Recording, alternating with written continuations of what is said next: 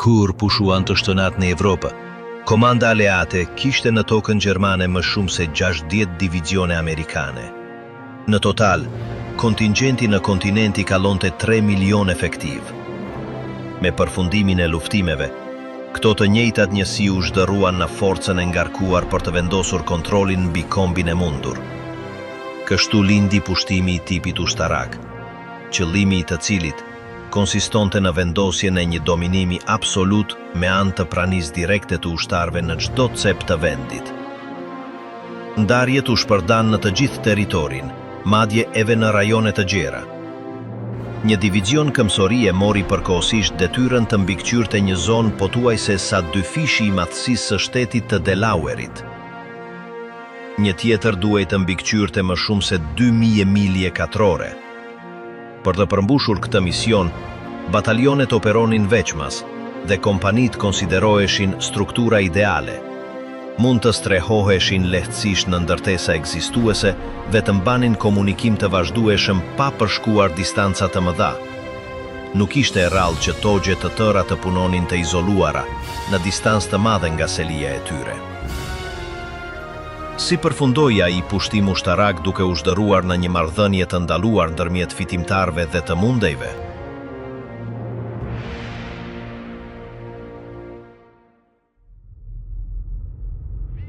Mbërritja e fitimtarëve.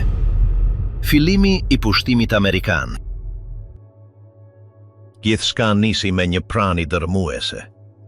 Ushtarët morën përsipër ruajtjen e kryqëzimeve, urrave dhe stacioneve kufitare. Mbajtën kontrole në udhëkryqe, dërguan patrulla lëvizëse për të ndaluar ata që shkelnin oraret e ndalim qarkullimit dhe ruanin pika fikse si kampe të zhvendosurish, burgje, rrjete telefonike, fabrika, banka dhe infrastruktura hekurudhore. Në muajt e parë, numri i efektiveve ishte aq i lartë sa që mund të mbronin pothuajse çdo vend, përfshir ato pa vlerë të dukshme strategjike. Trupat e mëparshme luftarake kalluan kështu në kryerjen e detyrave të ruajtjes së brendshme. Ky model i pushtimit i transmetonte qartë popullsisë gjermane se ata e kishin humbur luftën dhe se vendi i tyre ishte në ndominim të huaj. Në teori, kjo strategji ishte e aftë të parandalonte çdo përpjekje fillestare për rebelim, megjithse nuk u zbuluan shenja të dukshme të rezistencës së organizuar. Sidoqoftë, kjo formë kontrolli kërkonte një sasi ushtare shumë më të madhe se ajo e disponueshme për një periudhë të zgjatur. Për më tepër, ndikonte negativisht si në aftësinë operacionale, ashtu edhe në disiplinin. Njësit e mëdha humnin kohezionin, ndërsa në grupet më të vogla, sjellja fillonte të përkeqësohej. Paradoksalisht, ata që duhej të përfitonin më drejt për drejt, pra autoritetet e qeverisë ushtarake, arritën në përfundimin se do të kishte qenë më mirë të kishin batalione policore të krijuara posaçërisht për ato funksione. Kjo ide ishte refuzuar tashmë në vitet e mëparshme. Ushtarët mendonin në terma të mbrojtjes ushtarake, ndaj përparësitë e tyre shpesh ndryshonin nga ato që do të kishin favorizuar një administrim më efikas. Një oficer përgjegjës për rendin publik në një qytet gjerman shpjegoi se duhej të investonte një pjesë të mirë të ditës së tij duke bindur trupat e vendosura se roli i tyre nuk kufizohej në mbikëqyrjen e objektivave të mundshëm të sabotazhit, as në kontrollin e lejeve. Gjithashtu ishte e nevojshme të ruheshin vepra arti me vlerë milionëshe, dokumente zyrtare të ruajtura në sasi të mëdha dhe vagon të shumt me materiale sensitiv, të gjitha nën përgjegjësinë e drejt për drejt të qeverisë ushtarake. Kjo dallim në qasje gjeneronte tensione praktike. Një nga tëmetat më të dukshme të kësaj shpërdarjeje masive ishte karakteri i saj përkohshëm. Shumica e uniformuarve kishin si destinacion përfundimtar teatrin e operacioneve të paqësorit ose kthimin në shtëpi. Për shumë, funksioni i tyre në Gjermani kishte përfunduar me dorëzimin. Disa do të qëndronin disa javë, të tjerë disa muaj.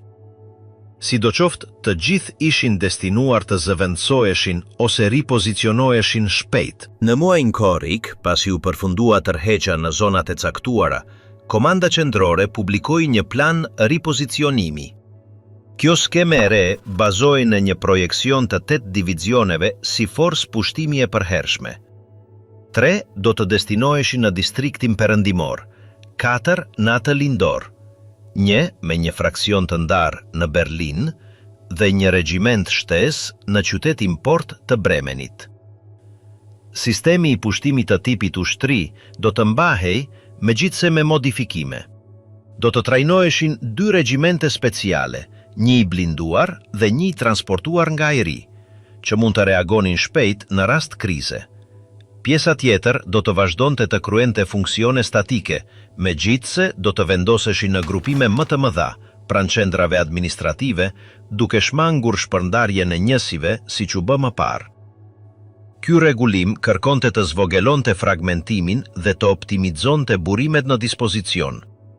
Duke përqendruar trupat pranë nyjeve kyçe, fitohej aftësi reagjimi, lehtëzohej mbajtja e disiplinës dhe kufizoheshin vështirësitë logjistike.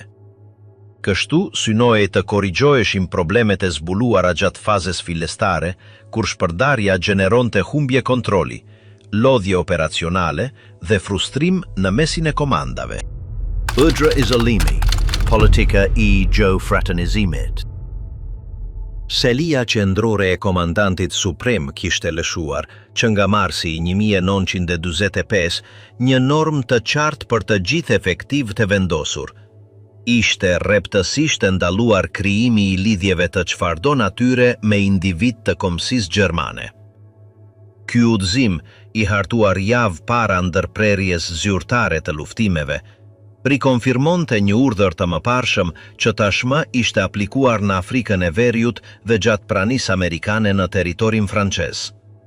Jo vetëm që pengoheshin marrëdhëniet miqësore apo të afërsisë, por edhe ndërveprimet pa rëndësi të dukshme, si shkëmbimet verbale rastësore. Ushtarët duhej të përmbaheshin plotësisht nga fillimi i bisedave, përveç rasteve kur ishte domosdoshme për arsye rreptësisht funksionale.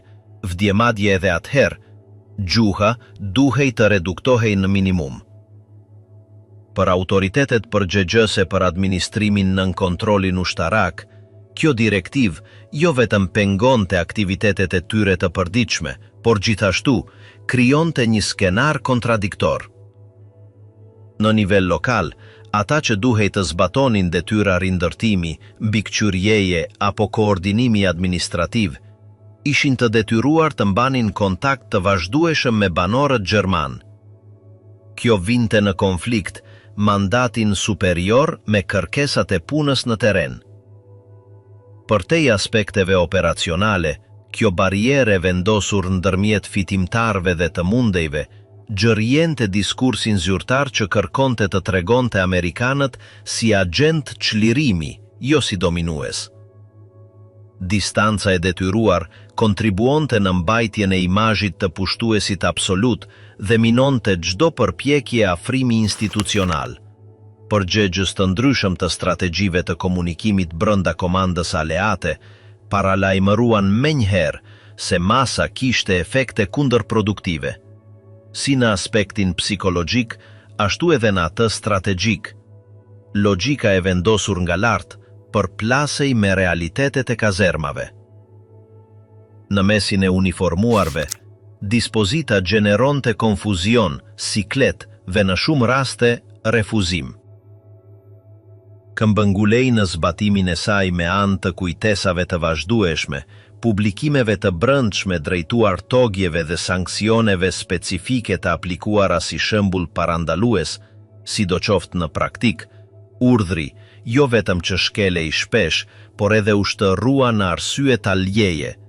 Për shumë, ishte e pazbatueshme të mbahej një izolim i tillë në kontekste ku bashkjetesa e detyruar i bënte të pashmangshme shkëmbimet, sado të shkurtra qofshin. Normat filluan të zbeheshin shpejt kur, në qershor, u lejua për herë të parë që efektivët të mund të drejtoheshin me fjalë fëmijëve.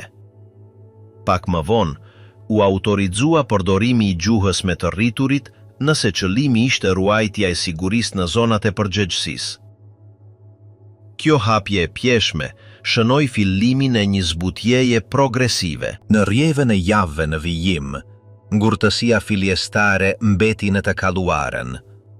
Në mes të korrikut, rregulloria kishte humbur vlefshmërinë operacionale në shumicën e ndarjeve.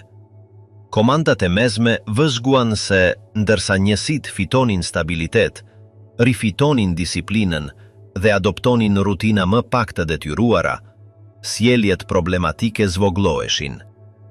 Prandaj, nuk ishte më e nevojshme të aplikoheshin masa ekstreme.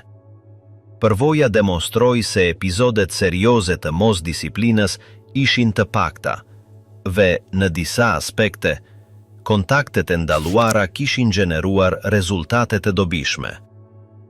Raporte të hartuara nga instancat shëndetësore të Departamentit të Luftës theksuan se, larg të qenit një rrezik i menjëhershëm, afrimi ndërmjet ushtarëve dhe popullsisë mund të lehtësonte madje kontrolle të caktuara.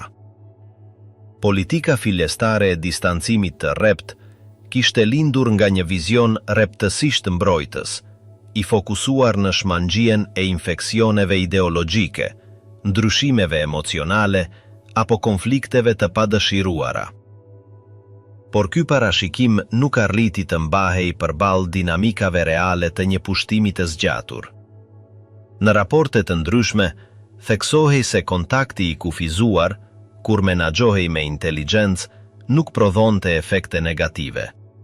Përkundrazi, favorizonte identifikimin e nevojave, lejonte parashikimin e problemeve të sigurisë dhe kontribuonte në humanizimin e ambientit. Bashkjetesa e detyruar nga harta e pushtimit e bënte ndalimin absolut të pazbatueshëm, si për arsye logjistike, ashtu edhe për kushte themelore njerëzore. Që nga ditët e para pas kapitullimit gjerman, kontradiktat ndërmjet diskursit zyrtar dhe jetës së përditshme u bën të dukshme. Komandat në teren theksonin se popullsia lokale, larg të shfaqurit armiqësi të drejt për drejt, shpesh afrohej me trupat, qoftë për nevojë, për kureshtje apo për dëshpërim. Kjo realitet i linte ushtarët përballë një dileme. Ti bindeshin në mënyrë të drejt për drejt një norme pak të zbatueshme, ose të aplikonin kritere të veta në funksion të situatës. Shumë zgjodhen të interpretonin urdhrin me fleksibilitet, sidomos kur shihnin se nuk kishte ndëshkime serioze. Kjo paqartësi strukturore dobësoi efikasitetin e mezazhit institucional dhe nxiti një klim rritës e lejueshmërie. Zinshiri i komandës u përpoq të përsëriste vlefshmërinë e politikës përmes buletineve, udhëzimeve të shkruara dhe sesioneve informative. Sidoqoftë, këto veprime kishin një shtrirje të kufizuar. Presioni për të respektuar u reduktua në mënyrë progresive, dhe perceptimi i përgjithshëm midis ushtarëve ishte se norma kishte dalë jashtë përdorimit. Ndërkohë, brenda zyrave të komandës së lartë, debatohej mbi dobinë reale të mbajtjes së një urdhri që nuk mund të zbatohej më në mënyrë uniforme. Disa sektor avokonin për reformulimin e plot të qasjes, duke e përshtatur atë me objektivat e reja të stabilitetit dhe bashkëpunimit institucional. Të tjerë mbronin vlefshmërinë e saj si simbol i autoritetit dhe kontrollit. Në zonat rurale dhe fshatrat e largët, ku ndarjet ishin të vogla dhe kontakti me banorët ishte i vazhdueshëm, fraternizimi kalonte praktikisht pa u vënë re. Barierat fizike ishin inekzistente dhe distancat ndërmjet postave ushtarake dhe banesave civile rezultonin minimale. Në të kundërt, në qytetet e mëdha, ku nivelet e mbikëqyrjes ishin më të larta, zbatimi ishte më rigoroz. Megjithatë, boshëllëqet ishin të dukshme. Patrullat haseshin shpesh me skena që pasqyronin një normalizim të marrëdhënieve të ndaluara. Kjo forkonte idenë se politika zyrtare po humbiste arsyen e saj të ekzistencës. Raportet e brendshme filluan të pasqyronin këtë tranzicion. Dokumentoheshin më pak incidente të lidhura me teprime apo konflikte që rrjedhin nga kontakti ndërmjet trupave dhe civilve. Për më tepër, theksohej se shkëmbimet informale kontribuonin në shumë raste në uljen e tensioneve. Prandaj disa oficer filluan të konsideronin se heqja progresive e normës mund të ishte e dobishme. Kjo qëndrim fitoi forcë, sidomos midis atyre që kishin përvojë të drejtë për drejtë në terren. Distanca ndërmjet planifikimit strategjik dhe zbatimit real nuk kishte qenë kurrë kaq e dukshme. Evolucioni i politikës së jo fraternizimit u shtërua pa dashur në një pasqyrim të tensioneve të brendshme të pushtimit. Nga njëra anë, dëshira për të mbajtur një autoritet të pakundërshtueshëm, nga ana tjetër, nevoja për të përshtatur me realitetet e një popullsie të mundur, por ende të pranishme. Masa, e konceptuar si instrument kontroli simbolik, përfundoi duke u zbehur përballë praktikës së përditshme. Pushtimi nuk mund të mbajej në parametra të luftës së zgjatur. Trupat kërkonin një lloj tjetër udhëzimesh, më të përshtatura me ambientin pas luftës sesa me konfliktin tashmë të përfunduar. Paralelisht, rriteshin kritikat nga sektor civil amerikan, të cilët vinin në dyshim izolimin absolut si qëndrim zyrtar.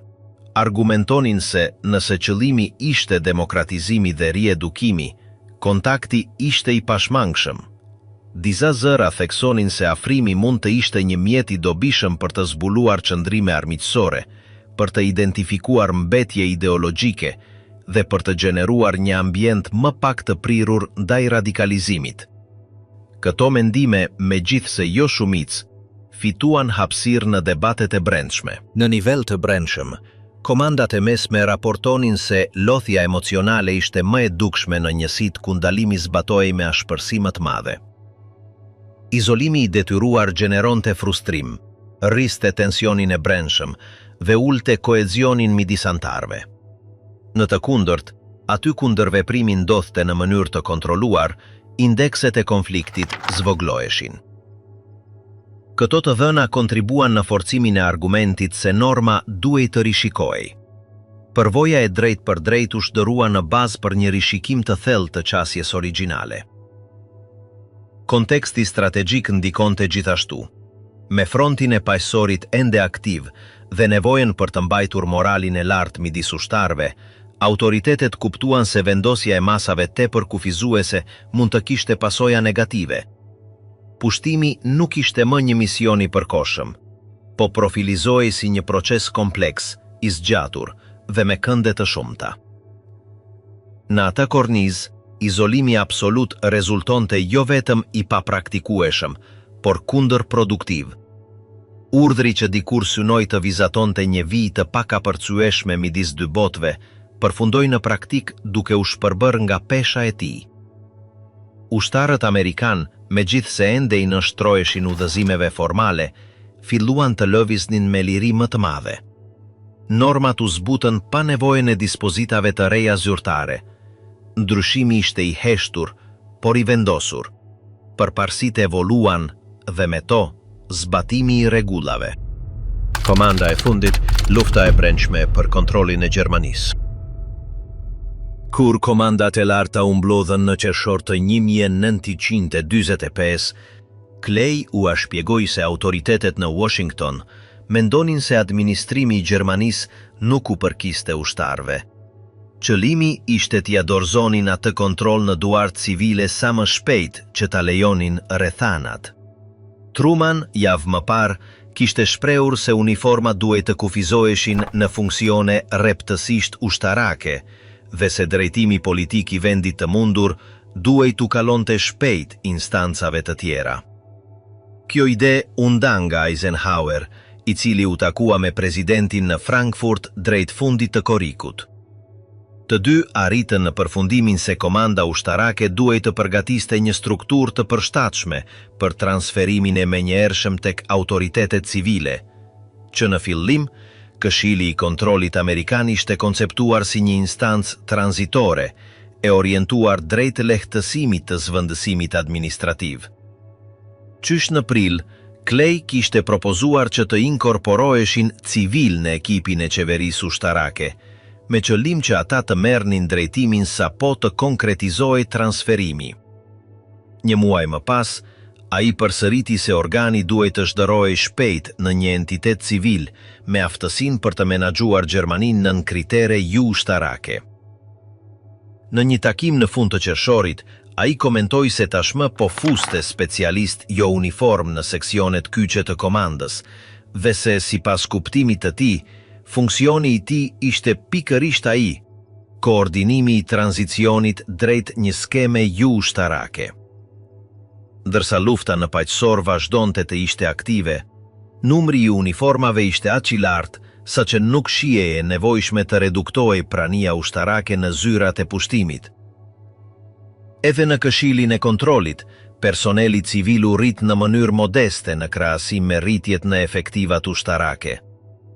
Në maj kishte 83 civil dhe në shtator 326, por oficerët dhe ushtarët në të njëjtën instancë kaluan nga 417 në afro 1500 dhe ushtarët e thjesht nga pak më shumë se 500 në më shumë se 4000.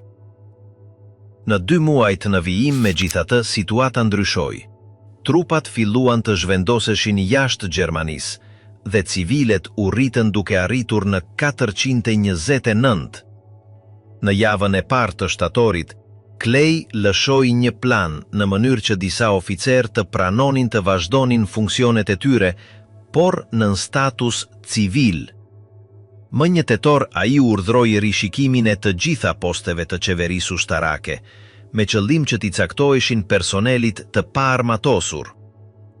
Eisenhower nga ana e tij u kërkoi komandave të mos ndërhynin në atë proces. Mosmarrëveshja e brendshme midis seksionit G5 të teatrit të operacioneve dhe këshillit të kontrollit përfundoi po atë muaj, me Clayn që imponoi kriterin e tij. Ai dhe Adcock, generali përgjegjës për G5, vendosën të unifikonin ekipet e tyre, duke caktuar çdo ndarje administrative në Frankfurt ose Berlin sipas vendit ku mund të operonte më mirë. Adcock mori në fakt postin e numrit të tij 2. Ditë më vonë, Clay shprehu qëllimin e tij për të shkrirë të dyja strukturat në një zyrë të vetme të përgjithshme përgjegjëse për qeverinë e pushtimit. Ky shkrirje nënkuptonte shkëputjen e zinxhirit të komandës ushtarake nga funksionet e administrimit territorial, gjë që gjeneronte rezistenca në disa komanda të ndërmjetme. Seksionet G5 të divizioneve ushtarake, të cilat nuk ishin funksione të diferencuara, ishin më të prekshmet. Në shtator, Clay duhej të zgjidhte midis 2 planeve. Njëri eliminonte menjëherë njësit G5 dhe vinte gjithçka në këshillin e kontrollit. Tjetri nënkuptonte të njëjtin fat, por në mënyrë graduale. Clay zgjodhi këtë çasje të dytë. Nga një tetori, këshilli i kontrollit filloi të quhej Zyra e qeverisë ushtarake e Shteteve të Bashkuara. G5 i teatrit u riemrua Zyra e qeverisë ushtarake për zonën amerikane. Zyrat rajonale gjithashtu ndryshuan. Ajo e ushtrisë së tretë u integrua me atë të Bavarisë dhe ajo e ushtrisë së shtatë u shtërua në atë të distriktit perëndimor. Për trupat në teren, kjo riorganizim nënkuptonte fundin e modelit në të cilin forcat taktike merrnin përsipër edhe administrimin lokal. Më vonë, u dhan urdhra të qarta. Funksionet e qeverisjes nga ushtria duhej të pushonin plotësisht duke filluar nga 3 vjet e 1 dhjetori. Që atëherë, aparati i ri administrativ filloi tranzicionin e tij praktik drejt Berlinit. Clay duhej të balanconte simbolizmin e vendosjes së selis në kryeqytet me efikasitetin që ofronte Frankfurti, shumë më i pajisur dhe me një rjet funksional tashmë të konsoliduar. Zhvendosja u projektua në mënyrë të shkallëzuar, duke u kujdesur që të mos paralizohej puna e përditshme apo të dobësohej koordinimi midis komandave. Zhvendosja shënoi gjithashtu fillimin e një ndarjeje më të qartë midis detyrave ushtarake dhe atyre civile brenda zonës amerikane. Një ditë pas miratimit zyrtar të strukturës së re administrative, Clay i shkroi McCloyd duke shpjeguar se qëllimi përfundimtar ishte ndarja e plotë e aparatit qeveritar nga forcat ushtarake. Vizioni i tij ishte që kjo ndarje duhej të realizohej me urgjencë. Eisenhower, nga ana e tij, u komunikoi komandantëve se ushtria duhej të ishte e përgatitur të shkëputej nga këto funksione me vetëm 24 orë njoftim paraprak. Clay nuk priste një ritëm kaq marramendës. Kur lexoi draftin e parë të raportit që Price do t'i dorëzonte presidentit, ku propozohej dorëzimi i kontrollit tek një komisioner civil i caktuar nga Washingtoni, ai u përgjigj se ky vendim nuk mund të ishte i njanshëm. 3 fuqitë e tjera pushtuese duhej të ishin dakord, dhe ai parashikonte se i gjithë procesi do të zgjaste të paktën deri në korrik të vitit pasardhës. Në privatësi, disa udhëheqës të ushtrisë shprenin dëshirën e tyre për të dalë sa më shpejt nga ajo detyrë. Smith, një nga këshilltarët kryesor të Eisenhowerit, pranoi para Price se nuk ishte i bindur që civilet mund ta menaxhonin më mirë situatën, por se nga një perspektive brendshme ishte më mirë të tërhiqeshin sa më shpejt të ishte e mundur. Ambienti ishte gjithnjë më armiqësor dhe vazhdimi i këtij funksioni mund të ndikonte në imazhin e forcave të armatosura. Në fund të tetorit, në Washington, sekretarët e luftës, marinës dhe shtetit u takuan për të debatuar mbi temën. Peterson shprehu mendimin se departamenti i shtetit duhej të merrte kontrollin. Byrnes, titullari i punëve të jashtme, mendonte se ushtria kishte organizim më të mirë dhe se ishte gabim të nxitohej ndryshimi. Nëse në fund do të duhej që dikasteri i tij të merrte komandën, ai sugjeroi shtyrjen e këtij njoftimi për të paktën 8 muaj të tjerë. 3 ditë më vonë, Eisenhower i shkroi Trumanit duke i kujtuar angazhimin e tyre të përbashkët të korrikut dhe duke sugjeruar që tranzicioni i plot të konkretizohej maksimumi në qershor të 1946. Presidenti pranoi atë datë dhe ia komunikoi shtypit, duke vendosur zyrtarisht që dorëzimi i qeverisë ushtarake në duar civile të realizohej para 1 qershorit të vitit pasardhës. Dimri i kaosit, ku gratë paguan humgjën. Ndërsa avankonte viti 1945, autoritetet që menaxhonin kontrollin e Gjermanisë ndjenin një dimër katastrofik. Që nga shenjat e para të fushave të pakultivuara, minave inaktive dhe qyteteve të shkatëruara, përgjegjësitë aleat kishin frikë nga një skenar kaosi. Qysh në qershor, raporte paralajmëronin për një krizë që mund të kërkonte represión të armatosur. Në gusht, Eisenhower i paralajmëroi udhëheqësit gjerman për atë që po vinte. Për tetorin, komanda e lartë e konsideronte të mundshme një val trazirash, prandaj urdhëruan të paralajmëroheshin drejtuesit lokal se do të ishin përgjegjës për çdo agrecion kundër forcave pushtuese. Fillimisht popullsia dukej shumë e tronditur për të reaguar. Me kalimin e verës dhe përkeqësimin e kushteve bazë, gjendja kolektive u zhyt. Pa qymyr dhe ushqime të mjaftueshme dhe me prodhuesit që hezitonin të shisnin përpara pa vlerë, civilet filluan të fundoseshin në një spirale ankthi. Edhe pse korja nuk ishte e keqe, nuk mjaftonte për të mbuluar nevojat e dimrit. Transporti i qymyrit mezi funksiononte dhe dërgjesat në sektorin amerikan u reduktuan në mënyrë drastike, ndërsa viti avankonte. Si përgjigje, autoritetet rekuizicionuan çdo rezervë që të i kalonte 250 kile dhe kërkuan nga fëmijët të sillnin dru për zjarr në shkolla për t'i ngrohur ato.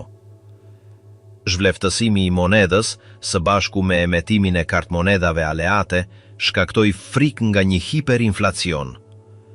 Popullsia, e paaft për të blerë pothuajse asgjë, zgjodhi të investonte në pulla postare. Shumë punëtor shkonin në punë vetëm sa për të ruajtur kartat e racionimit. Situata u përkeqësua kur u njoftua se më shumë se 2 milion gjerman të dëbuar nga lindja do të rivendoseshin midis dhjetorit dhe korrikut. Shpërndarja përfshinte qindra mijëra nga Çekoslovakia dhe Hungaria drejt zonës së kontrolluar nga Shtetet e Bashkuara. Lajmi i një marrëveshjeje për shkëmbimin e të zhvendosurve midis zonave të pushtuara nuk qetësoi askënd. Askush nuk priste që të sapoardurit të ktheheshin në vendet e tyre të origjinës. Strehimi dhe ushqyerja e këtyre personave ishte përgjegjësi ekskluzive e gjermanëve dhe as autoritetet as popullsia nuk ishin të përgatitura. Një general I ushtrisë së tretë arriti të deklaronte se nuk do të kishte hapësirë as duke I grumbulluar të sapoardurit njëri mbi tjetrin. Njëkohësisht, shqyrtohej mundësia e lirimit të mijëra të burgosurve të luftës në muajt në vijim. Planet përfshinin kthimin e 10 mijëra nga SSBA-ja, dete riatëdhesimin e mëhta riatëdhesimin e më shumë se gjysmë milioni nga Franca, për shkak të gjendjes kritike në të cilën ndodheshin. Eisenhower ndaloi transferimet në tokën franceze, kur konstatoi se shumë ishin në prag të vdekjes. Nga ana tjetër, mbajtja e të burgosurve ishte më e shtrenjtë se punësimi I punëtorëve civil, prandaj ishte planifikuar që kjo barë të shkarkohej mbi Gjermaninë. Për tetorin, Clay tashmë e dinte se nuk do të arrinte të rriste nivelin kalori në 2000 në ditë. Mezi arrini në 1250, të pamjaftueshme për të mbijetuar pa ngrohje. Në nëntor, u njoftua një rritje në 1500 kalori ditore, ndonse me dyshime mbi realizueshmërinë e saj. Ai racion barazohej në terma praktik, me bukë, patate, pak tërshër, një luqa I yndyr dhe një tjetër sheqer. Proteinat ishin një luks I rall, ashtu si dhe perimet. Për të zbutur situatën, u krijuan menza komunitare në të gjithë vendin. Në Bavari, u arritën të shërbeheshin miliona racione mujore, ndonse duhej të dorëzoheshin kupon dhe madje të paguhej për ushqimin nëse nuk ishe në gjendje urgjence. Në dhjetor më në fund u autorizua dërgjimi I ndihmës nga organizatat private amerikane nën kushtin e një shpërndarjeje të drejtë. Pavarësisht gjithçkaje, Krishtlindja nuk ishte aq shkatëruese sa kishin frikë. Një pat kushtonte mijëra marka, dhe tregu I zi ofronte kanaçe të vjetra ushtarake të ricikluara, sigurt ishin zierje. Rrugët me gërmadha ofronin pak lodra, mezi disa lapsa dhe zbukurime. Në Stuttgart, një pemë me drita në selinë e një gazete kontrastonte brutalisht me errësirën bizotëruese. Megjithatë, moti pazakonti ngrohtë ndihmoi. Shumë kujtonin se viti I kaluar kishte përfunduar me një shi bombash. Ushtarët amerikanë organizuan festime për fëmijët. Në Wetzlar, për shembull, shpërdan ëmbëlsira për mijëra nxenës. Në qytete të tjera, shpërdan gjithashtu lodra dhe karamele. Disa autoritete regjistruan me cinizëm se të vetmit gjerman që afroheshin për të uruar festat, ishin ish antar të partisë naziste që kërkonin të bënin qejf. Menjëherë pas Krishtlindjes, një stuje re shkatëroi qatit dhe muret e riparuara keq, duke lënë rrugët plot me mbeturina. Pavarësisht kësaj, moti I mirë vazhdoi deri në janar, gjë që shmangu një tragjedi më të madhe. Falë racionit të mbajtur në 1550 kalori, gjendja shpirtërore filloi të përmirësohej. Edhe pse ushqimet po mbaronin, shumë besonin se situata po stabilizohej. Të zhvendosurit dhe nazistët e internuar merrnin shumë më tepër kalori se të tjerët. Të parët arrinin në 2600 në ditë, të dytët në 2200. Në të kundërt, popullsia e përgjithshme mezi arrinte 1900 me tregun e zi të përfshirë. Në Berlin, indeksi I vdekshmërisë foshnjore ran ndjeshëm, sidomos krahasuar me verën e kaluar. Megjithatë, gjithçka varej nga importet që po mbaronin. Por marsin, kishin mbetur furnizime për më pak se 2 muaj. Ndërkohë, ushtria po përbalej me një lloj tjetër krize. Pak para se të linte komandën, Eisenhower qortoi publikisht trupat e tij për sjelljen e tyre. Ai përmendi probleme me uniformen, sjellje agresive dhe mungesë respekti si ndaj civilëve, ashtu edhe midis ushtarëve.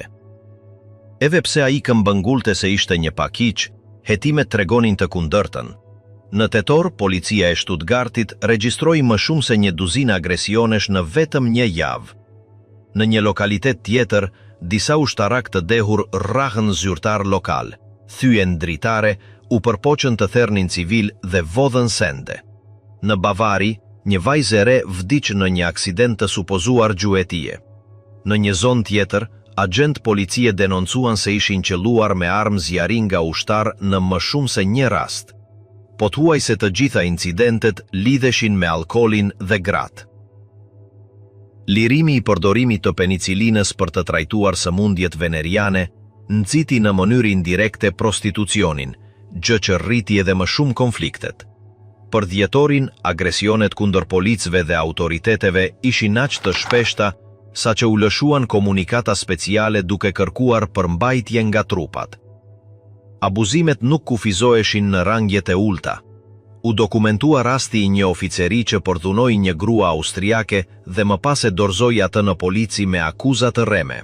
Një pjesë e problemit qëndronte në kombinimin midis veteranëve në prag të çlirimit, të cilët kërkonin të shfryheshin para se të largoheshin, dhe rekrutëve të rinj pa përvojë dhe formin të duhur.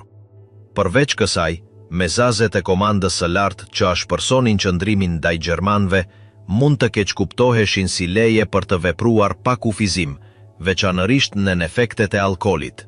Nga ana tjetër, të zhvendosurit vazhdonin të ishin një shembull i keq. Ata vepronin pa kufizime dhe ushtarët shihnin pandëshkueshmëri të vazhdueshme. Për fundin e vitit, po shfaqej një tjetër burim tensioni. Reduktimi drastik në transferimet e ushtarëve për t'u kthyer në SBA. Pas muajsh riadhesimi masiv, u njoftua se ritmi do të ulej ndjeshëm në janar.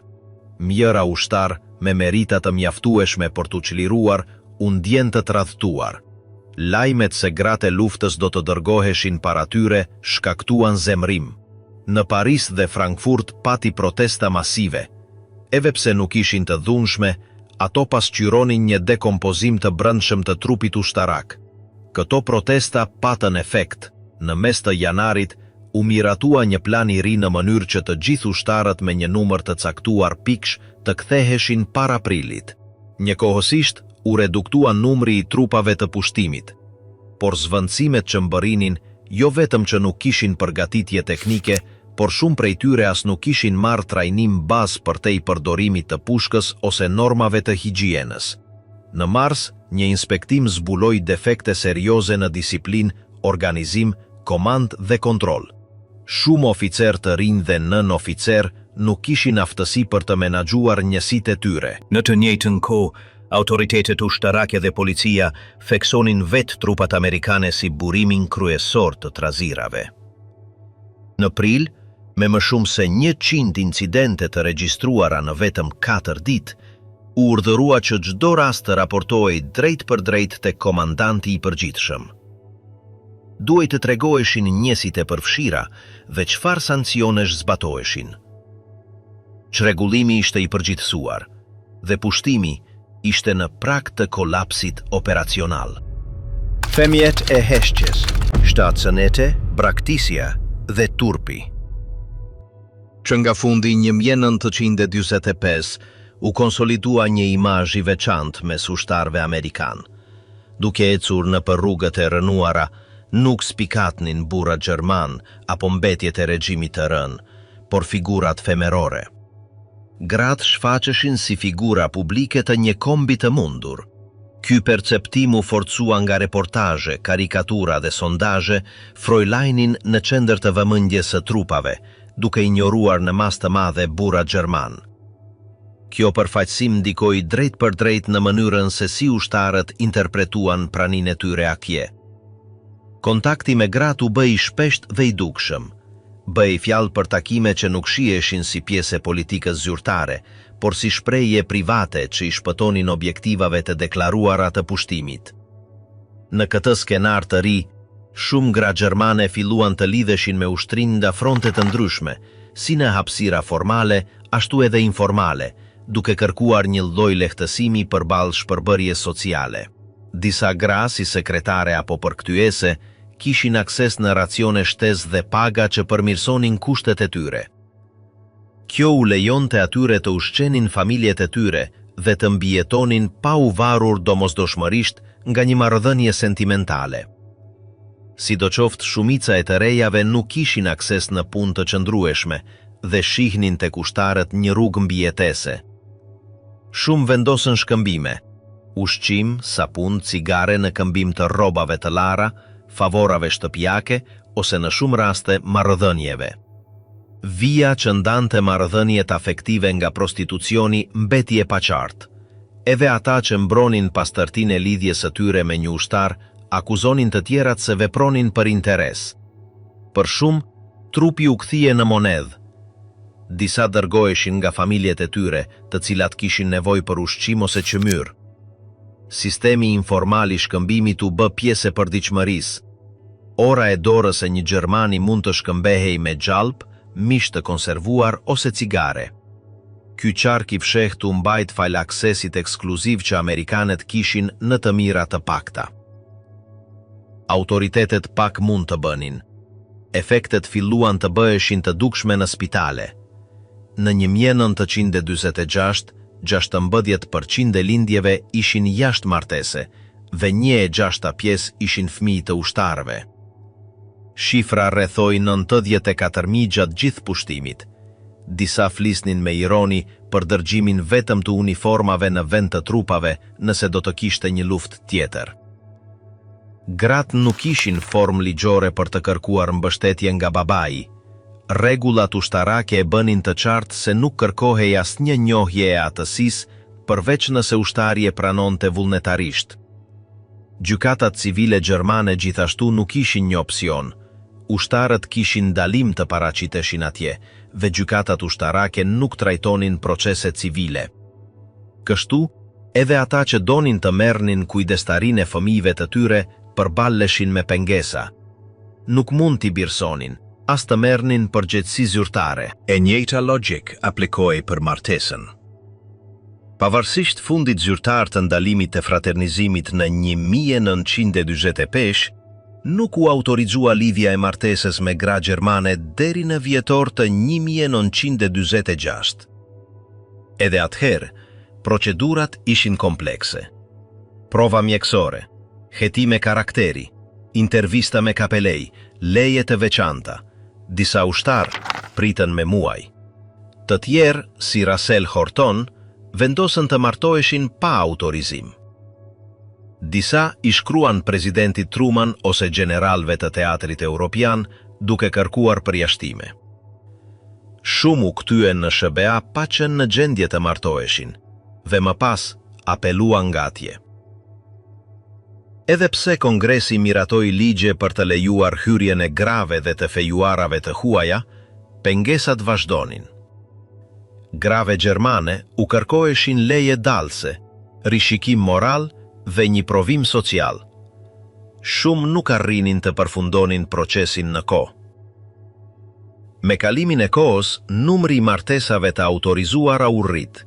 Në qershor të 1950, më shumë se 14.000 gra gjermane kishin hyrë në SBA me burrat e tyre ushtar. Kishte edhe më shumë me origjinë britanike, por shifrat gjermane te i kalonin me tepri ato të kombeve të tjera. Brenda këtyre qifteve, gratë nuk përfaqësonin vetëm një lidhje afektive, por edhe një funksion simbolik. Ushtari pushtues, duke u lidhur me një grua lokale, kalonte nga agent ndëshkues në figurë mbrojtëse. Rindërtimi kalonte gjithashtu përmes krevatit, pjatës së ushqimit dhe dhomës së përbashkët. Sidoqoftë, tema më e padukshme ishte ajo e fëmijëve afroamerikan të lindur në Gjermani. Shifrat rrethuan ndërmjet 2.000 e 3.000. Këta fëmijë vuanin një refuzim të veçantë.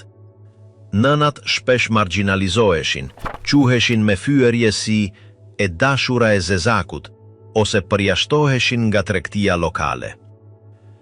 Disa fëmijë kërcënoheshin, diskriminoheshin, ose hiqeshin nga shkollat. Në sondazhe të 1949, megjithatë, u vëzhgua se nënat gjermane ishin më të prirura të rrisnin fëmijët e tyre me origjinë të përzier se sa gratë në Japoni ose Angli. Por kjo nuk nënkuptonte pranim social. Shumë shpresonin të shkonin në Shtetet e Bashkuara, duke besuar se atje do të kishte më pak racizëm.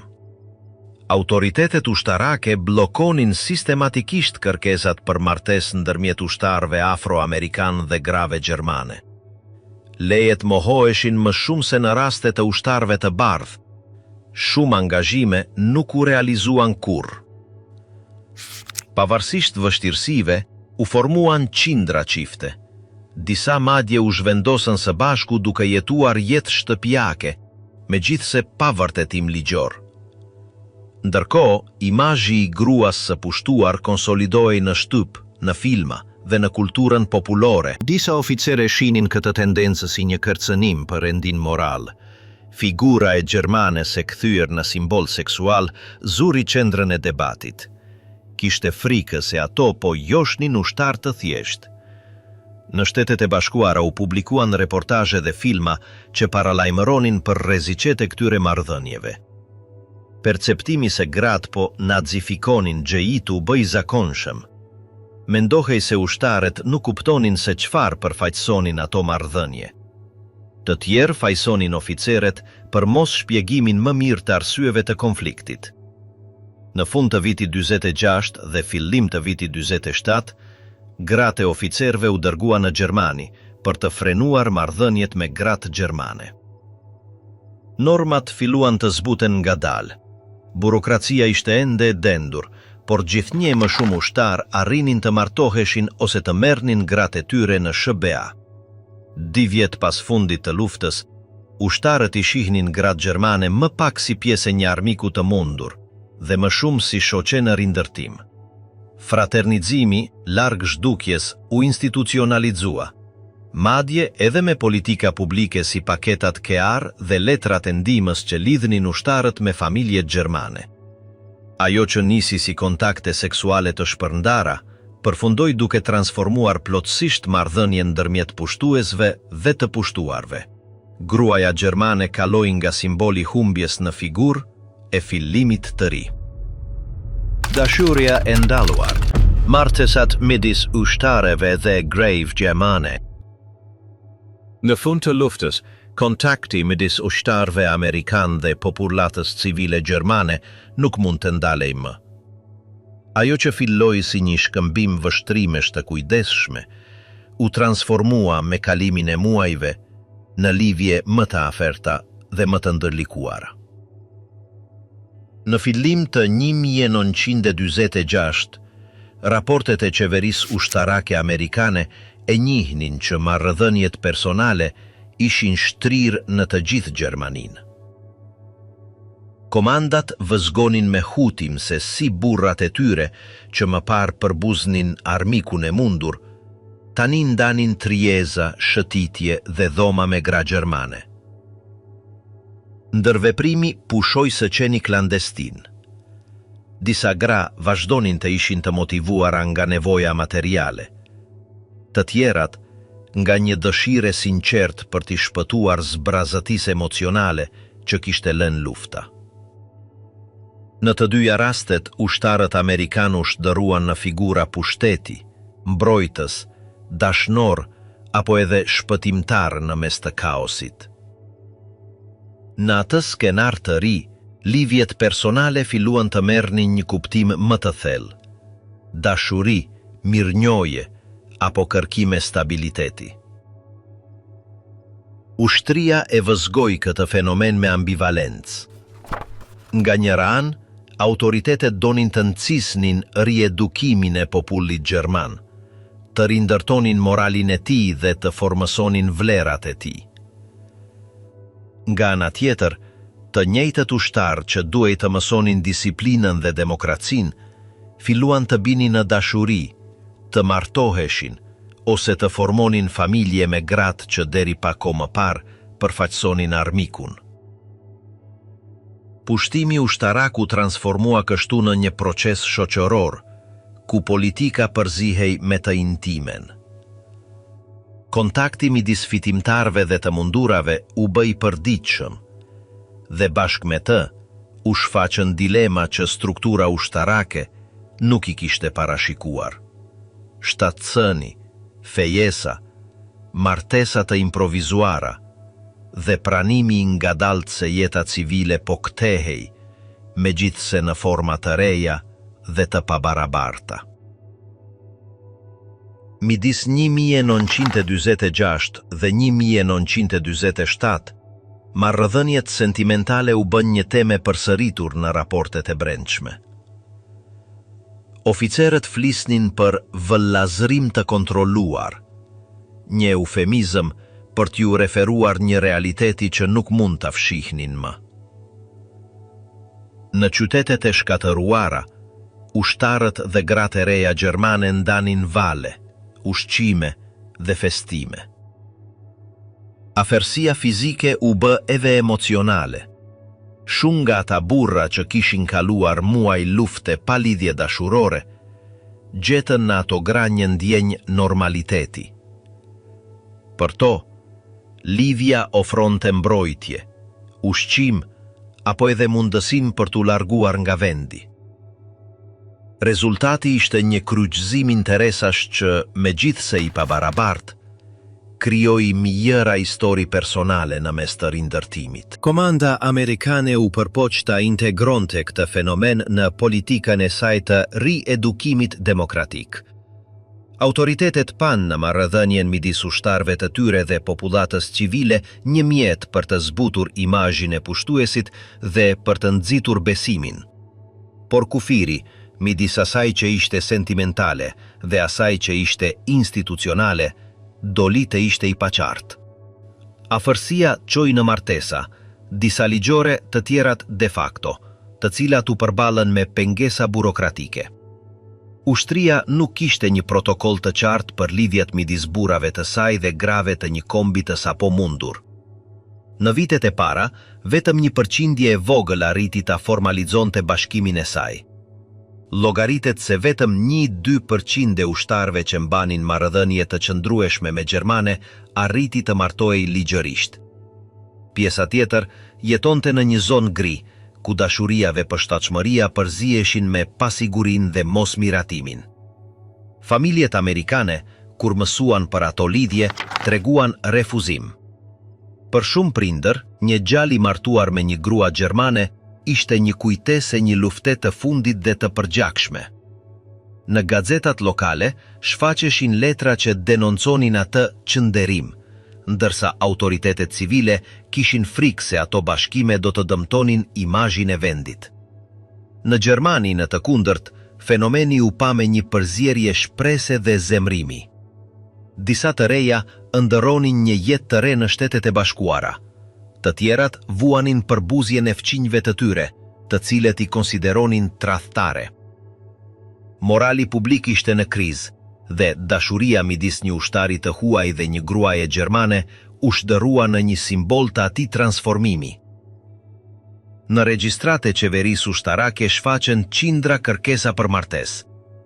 Secila duhej të kalonte nëpër një proces të gjatë shqyrtimi, ku vlerësoheshin të dhënat, moraliteti dhe motivet. Dokumentacioni grumbullohej në zyrat e pushtimit, ndërsa ushtarët prisnin leje që shpesh nuk vinin kurrë.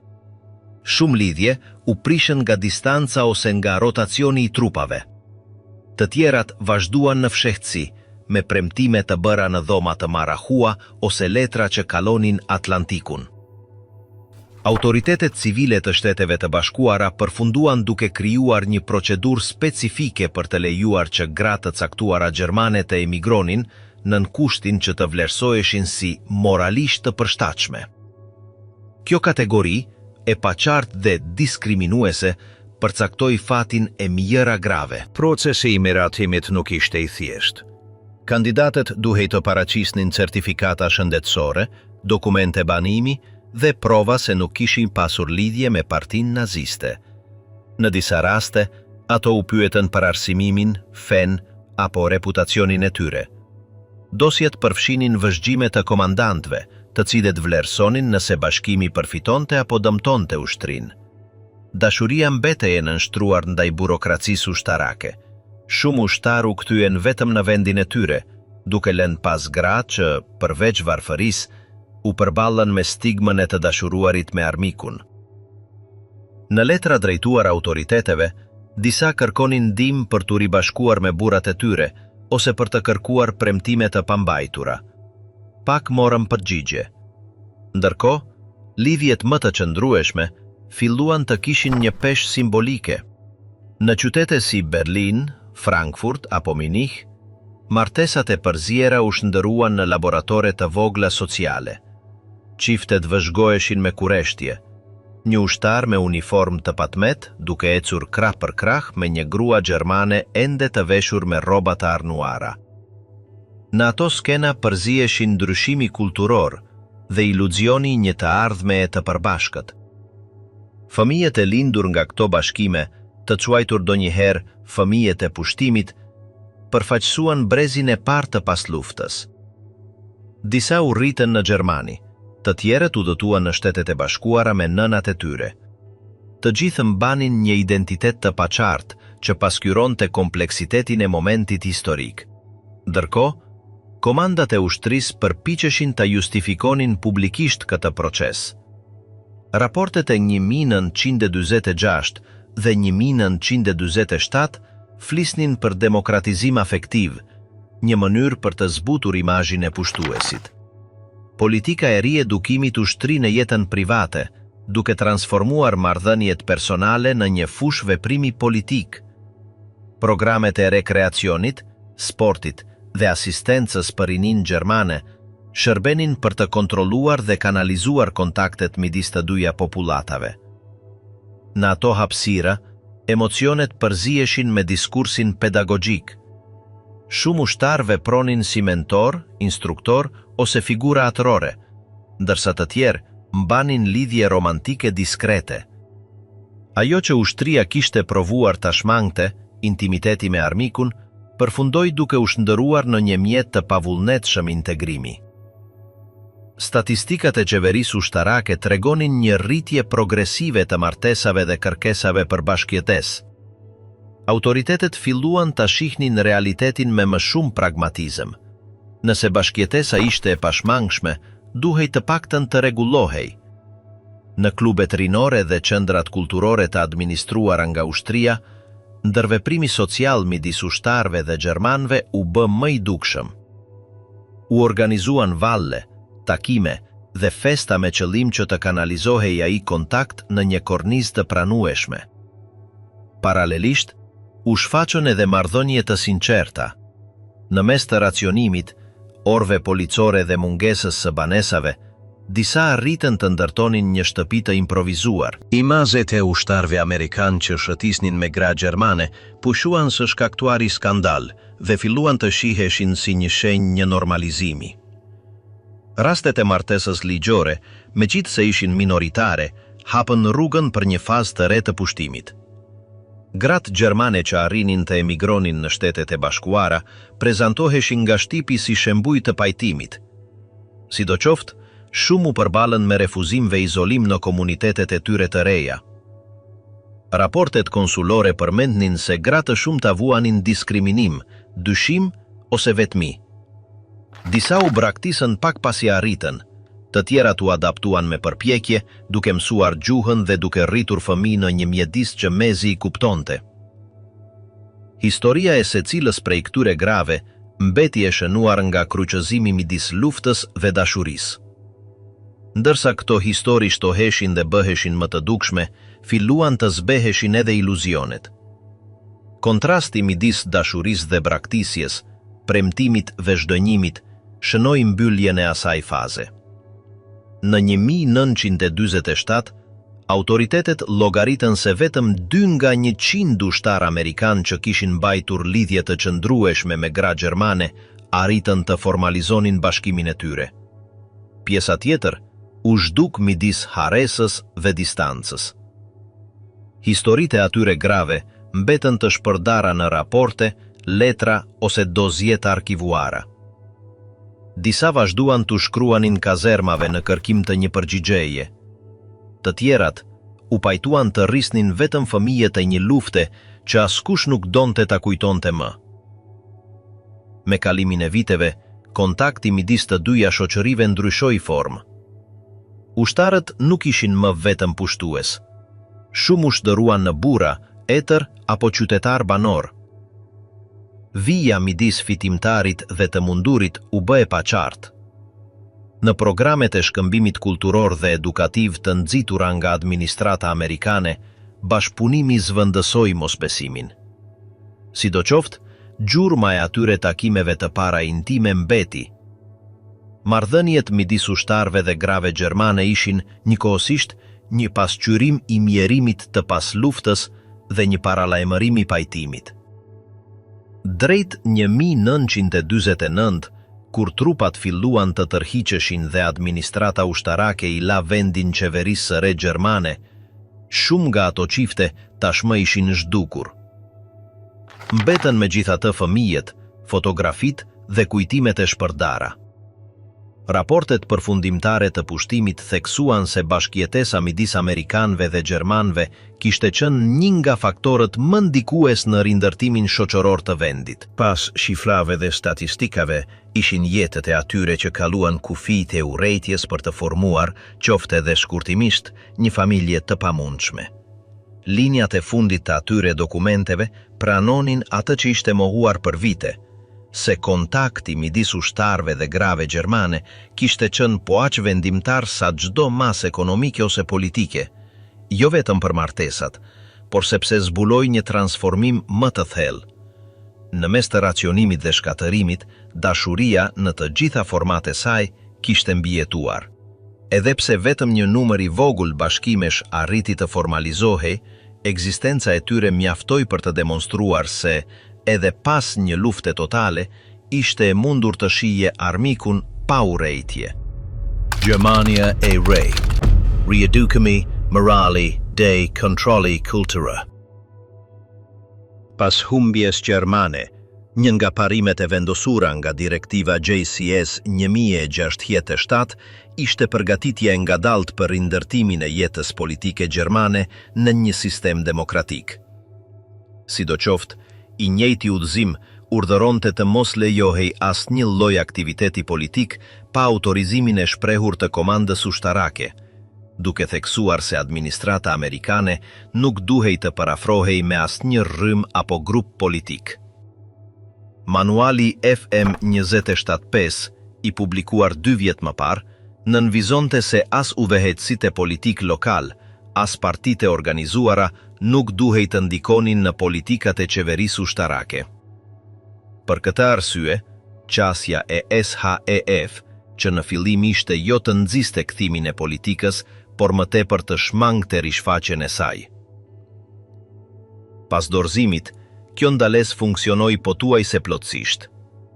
Gjatë 12 vjetësh, regjimi nazist kishte eliminuar çdo strukturë politike që nuk ishte e tij. Komunistët dhe socialdemokratët ishin burgosur ose detyruar në mërgjim, ndërsa grupet e tjera ishin neutralizuar ose absorbuar përmes presionit apo dunës. Popullsia gjermane, jo shumë e dhënë pas politikës partijake, kujtonte fatin e formacioneve marksiste dhe borgjeze nën Hitlerin, si dhe situatën aktuale të nazistëve nën pushtim. Kur SHEF G2 ekzaminoi panoramën politike gjermane në korrik të 1945, arriti në përfundimin se nuk ekzistonte aktivitet real politik, por vetëm biseda të shpërdara mes disa të mbijetuarve të partive të vjetra. Në terren megjithatë autoritetet ushtarake filluan të vinin re se fusha politike shkonte përtej partive. Përfaqësuesit gjerman të emëruar shpesh pasqyronin qëndrime sociale, fetare ose ekonomike, shpesh me sfond politik, megjithse nuk kishin afiliacion zyrtar. Sipas një sondazhi të G5, në mungesë të një programi politik të definuar, ishin interesat e veçanta si ato të kishës ose individëve të caktuar me ndikim, ata që shënonin drejtimin. Rreziku ishte që autoritetet e pushtimit të përfundonin duke qenë përgjegjëse për pasojat që rrjevin nga vendimet e marra nga persona që, në teori, ishin apolitik.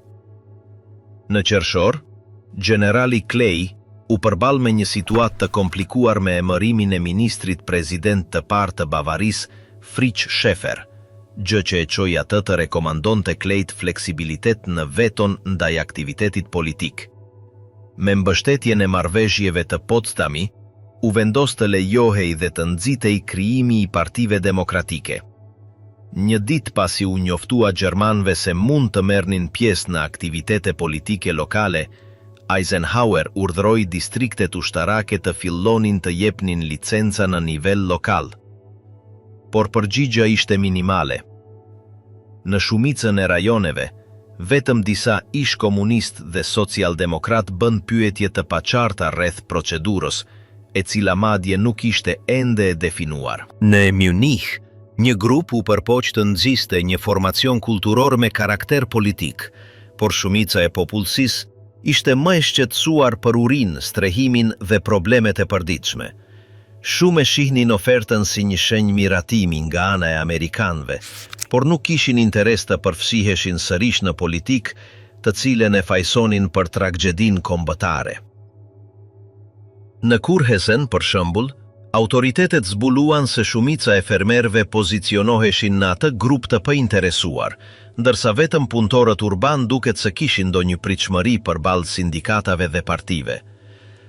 Kjo apati e përgjithshme i shmangu autoriteteve ushtarake turpin e të mos pasurit ende një sistem për dhënien e licencave. Meqense as USFET, as distriktet ushtarake nuk kishin hartuar procedura konkrete, u desh të ngrihej programi për 2 muaj. Megjithatë, filloi të delineohej një panoram politike bazë. Në zonën sovjetike modeli ishte tashmë në lvizje, që nga qershori u autorizua krijimi i partive antifashiste dhe në pak javë u regjistruan Partia Komuniste, Socialdemokrate, Bashkimi Demokristian dhe Partia Liberale. Edhe pse të gjitha kishin rënje të mëparshme se 1933, vetëm ajo komuniste identifikohej plotësisht me zonën sovjetike. Të tjerat, sapo kishin filluar të riorganizoheshin. Në zonën amerikane, të parët që u shfaqën ishin komunistët dhe socialdemokratët, të përfituar nga moslidhja me të kaluarën naziste. Socialdemokratët mund të theksonin se ishin të vetmit që votuan kundër fuqive diktatoriale për Hitlerin në 1933. Edhe pse komunistët nuk tregonin respekt për demokracinë gjatë Republikës së Weimarit, ata u persekutuan brutalisht nga nazistët dhe, duke qenë të mbështetur nga një fuqi fitimtare, fituan automatikisht një vull demokratike. Të dyja partitë sidoqoftë përballeshin me sfida serioze. Kisha katolike ishte armiqësore ndaj tyre dhe nuk kishin shumicën e punëtorëve. Midis partive të klasës së mesme të mëparshme se nazizmi, ato që tregonin shenja jete ishin qendra, centrum dhe verzioni i saj bavarez. Lidhjet e tyre historike me kishën katolike u lejuan atyre të distancoheshin nga nazizmi, megjithse jo të gjitha antarët e tyre e arritën këtë. Autoritetet ushtarake, pavarësisht rezervave të caktuara, emeruan disa nga udhëheqësitë e tyre të mundshëm, si Adenauer në Köln ose Schaeffer në Bavari. Megjithatë, këto parti ishin të pavullnetshme për të ringjallur profilin e tyre konfesional. Udhëheqësitë e tyre donin të zgjeronin bazën elektorale dhe kishin frikë se nuk do të mund të konkuronin me komunistët ose socialdemokratët. Prandaj preferonin që ndalimi politik të zgjatej. Por kur këta filluan të organizoheshin, u shtyn të promovonin parti kristiane me karakter më të gjerë. Koncepti i një partie kristiane ndërkonfesionale, në kundërshtim me marksizmin ateist, u zyrtarizua në mars të 1945 në Köln. Në zonën sovjetike u pagzua si Bashkimi Demokristian, CDU, më 25 qershor. Në zonën amerikane, fillimisht u përdor emri Partia Popullore Social Kristian, por në shtator u adoptua CDU në Perëndim dhe CSU në Bavari. Këto parti të reja përpiqeshin të bashkonin të gjithë sektorët në kundërshtim me komunizmin dhe socializmin.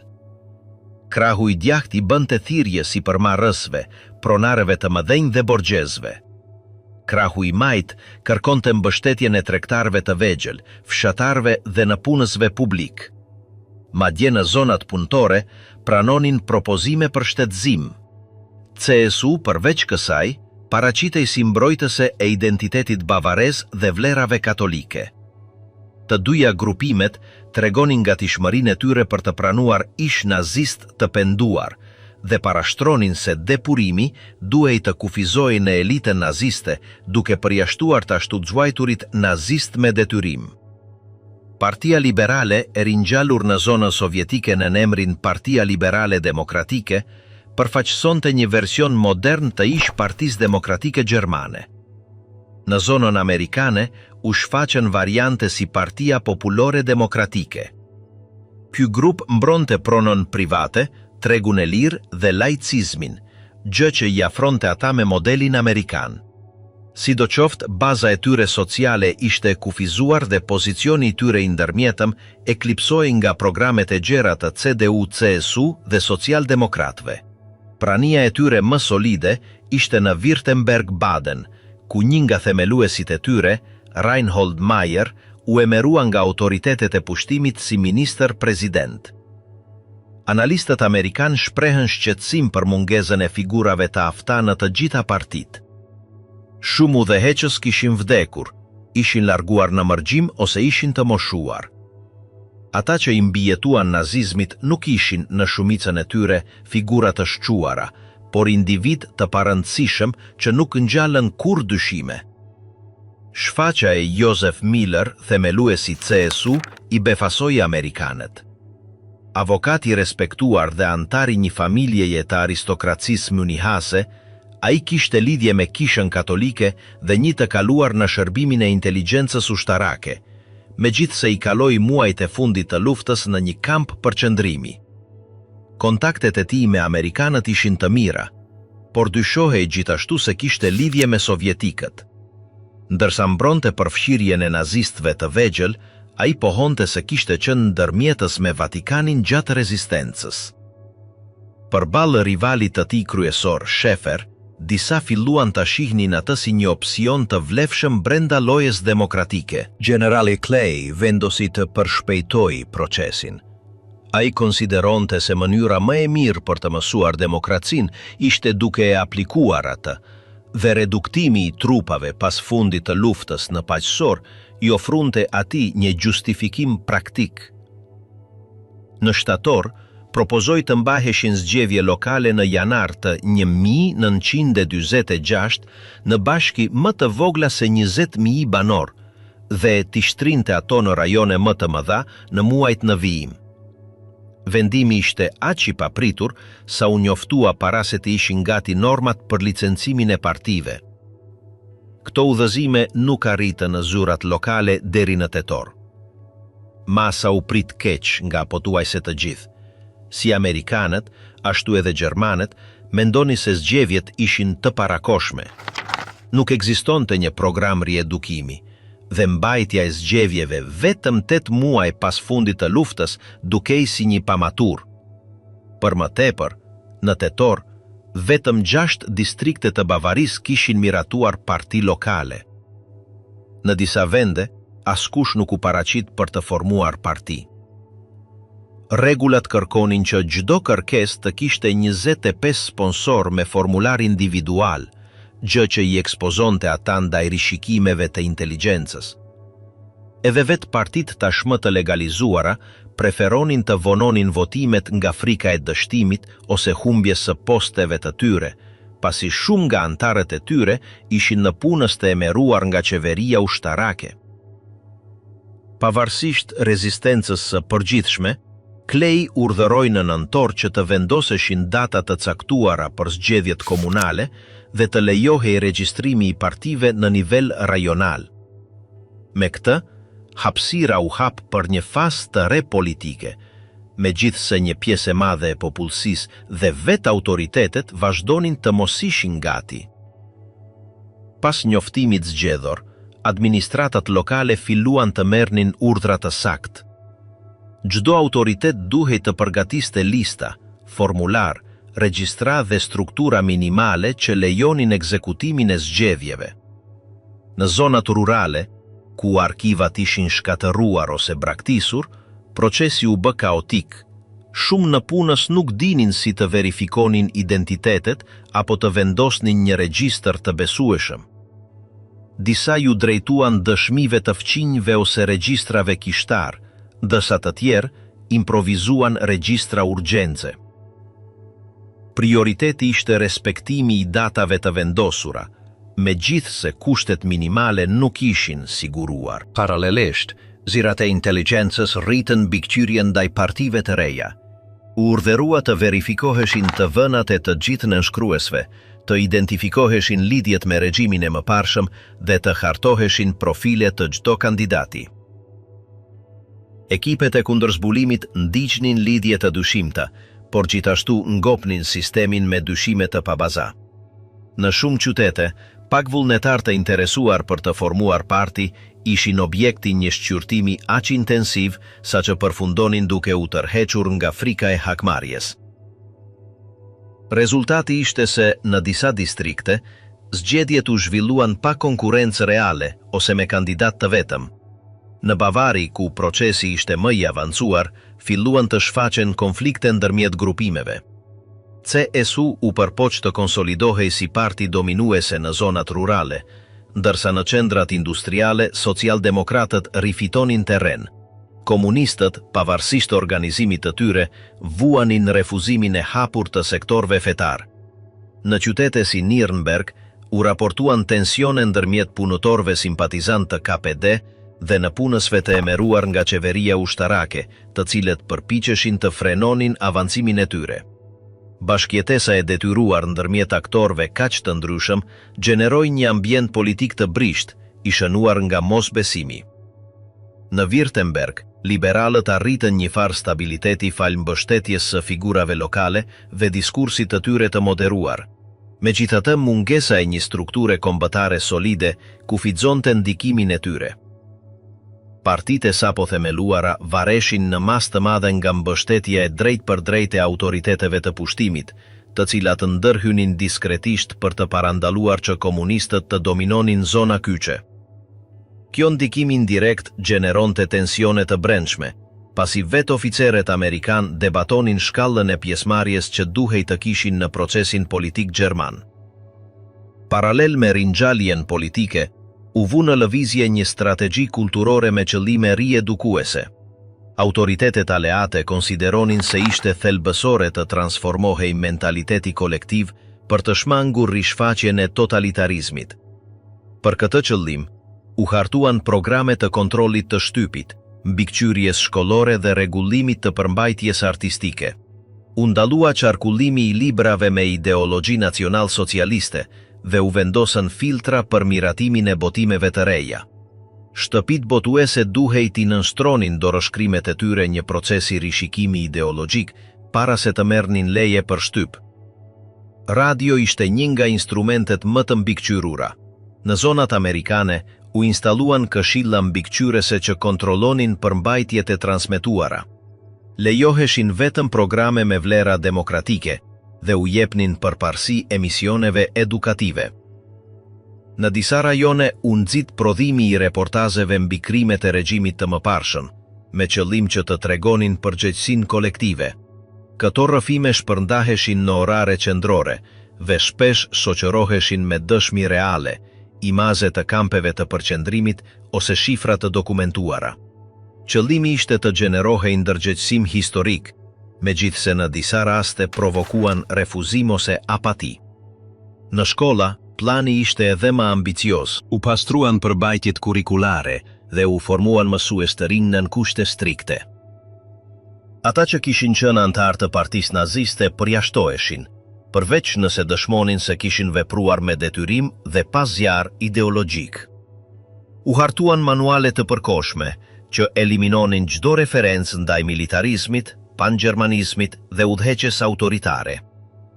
Në vend të tyre u futën nocione bazë të qytetarisë, pluralizmit dhe bashkëjetesës.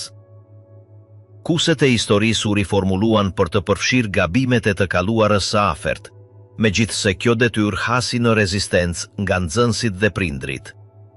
Universitetet gjithashtu u ndërhyn. u emeruan dekan të përkohshëm, shpesh të huaj, të cilët mbikëqyrnin pranimin dhe stafin mësimor. U kërkua dorëheqja e profesorëve të komprometuar me regjimin e mëparshëm dhe u inkurajua kthimi i akademikëve të mërguar. Disa u kthyen nga Zvicra, Franca ose Shtetet e Bashkuara, por të tjerë refuzuan, duke argumentuar se Gjermania ende nuk ofronte garanci minimale. Qendrat e studimit u detyruan të hapnin dyert e tyre në mbikëqyrje të rrept, me kurse të kufizuara dhe buxhete minimale. Në planin fetar, autoritetet kërkuan një aleancë taktike me kishat. Si katolikët, ashtu edhe protestantët u pan si aleat të mundshëm për të promovuar vlerat demokratike. U autorizua publikimi i buletineve famulitare, përsa kohë që shmangnin diskurset politike ose kërkesat nacionaliste. Në disa dioqeza u lejua organizimi i grupeve rinore me qëllime edukative, megjithse këto monitoroheshin nga agent të inteligjencës. U inkurajua bashkëpunimin ndërkonfesional, sidomos në zona ku polarizimi fetar kishte qenë burim konflikti në të kaluarën. Në fushën artistike, situata ishte kontradiktore.